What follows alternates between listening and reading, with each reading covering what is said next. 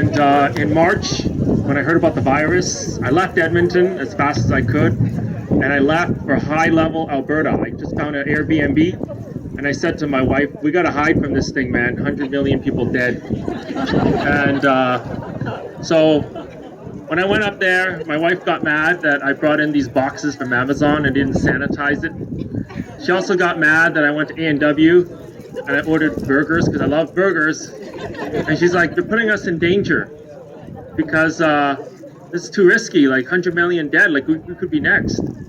So then in April, I found out that Trudeau, he said, Black Lives Matter, bent the knee with no mask. And I said, what the hell is this? What the hell? Why are you out there traveling and why can't travel? You're telling me to stay home.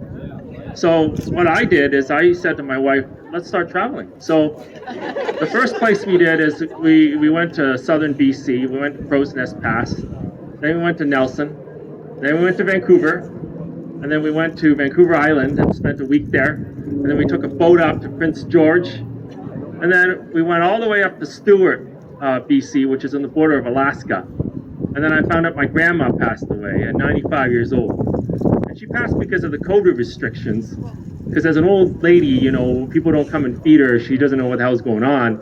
So she stopped eating and then she died. And so I'm like, I said to my mom in Toronto, I said, can I come for the funeral? And my mom's like, no, you're from Alberta. You need to stay out west. And I said, listen, Mom and family, it's my grandma, man. You got to let me come. So they let me come, but they said, you got to stay away from us, blah, blah, blah, blah, blah.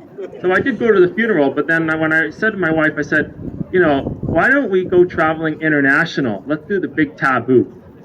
So we flew to Azores, Portugal, which is these little islands. And we did this in early July. They just opened up to Canadians. And so I went in there and we did a virus test on arrival, but we flew all over the Azores Islands. There's a whole bunch of islands there. And then we said, you know what? Why don't we try to make our way out to Iceland? Because we want to do a little more travel. So then we flew to Lisbon. We spent a few days in Lisbon. And then we flew all the way to London, England. And in London, England, they said you got to quarantine, right? But it's kind of a joke. You just fill out a paperwork. They don't call you or anything like that. So then we're in London, England, and we're trying to get to Iceland, but Iceland had this rule for Canadians trying to get up there that you can't take a connecting flight. You have to take a direct flight. So British Airways is like, no, you can't go to Iceland. And I was like, oh shit, well, what are we going to do? Just go home? No, we're going to keep going. So I went up to Glasgow, Scotland. And then we rented a car and drove the Highlands. And then we went from back to Glasgow and we flew to Belfast, Ireland. And then from Belfast, we said, you know what? We're going to sneak into Ireland. Because Ireland, the Southern Ireland, it's its own country. And if it's part of the Common Travel Agreement, where the Northern Ireland, regular Ireland, they don't check your passport. So we just took the train to Dublin, which is the Southern Ireland. Spent a few days there. And then we said, why don't we try to get back into Iceland? But I got an idea. We're going to go through Germany because it's part of the Schengen zone, right? So we flew to Frankfurt, Germany. And then from Frankfurt, Germany, we booked a flight with Lufthansa. And we flew up to Iceland. So once we got up to Iceland, we rented a car, drove the whole damn island. And he said, oh, we're tired. Let's just go back. So we flew back to London. Then we flew back to Toronto and we came back. And then we did a 14-day quarantine.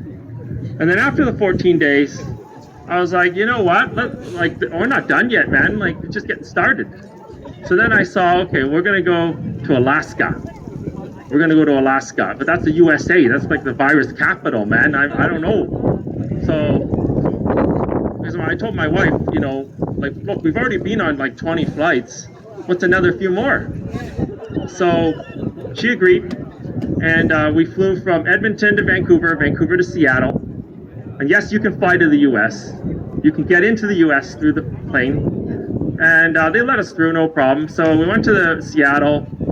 And then we flew from Seattle up to Alaska. And we were in Alaska. Some of the Americans I talked to, they said, why is it that we can, you know, Canadians can go up there, but Americans can't go down there? And my answer was a lot of virus-phobic dudes in Canada, and they're batshit crazy. And so then you know, I had fun in Alaska, did the whole Denali trip and a whole bunch of pictures and stuff. And then we flew back to Seattle. And then from Seattle, we flew back to Vancouver, and and that's it. So now we're thinking of maybe going to Finland.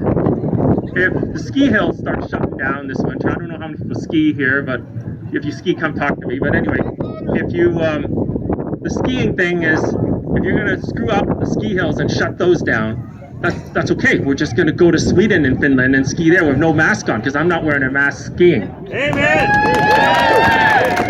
So, yeah, so that's all I had to say. If anyone wants to learn more about travel, I guess come talk to me. Thank you.